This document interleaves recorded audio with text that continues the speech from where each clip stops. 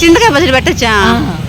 పుల్ల ఆహా, కొద్దిగా నెయ్యితోటి. పప్పు, బీట్రూట్ బీట్రూట్ పెడుతున్నా, బాగా ఉడకబెట్టి కూడా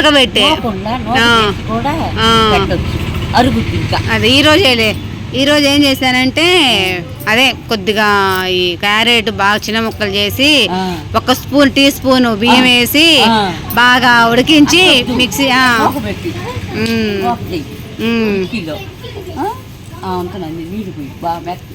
అవును, గుద్దులాగా నువ్వు చెయ్యేసి నలపక్కర్లా. అవును, అదే ఒక బీట్రూట్ ముక్క, క్యారెట్ ముక్క, అన్ని ముక్కలు ఉడికిపోతాయి బాగా.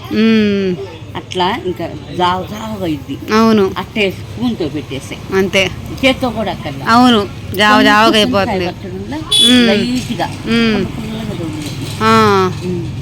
అంటే మరింత పెట్ట బాగా అదే కొద్దిగా గిడితే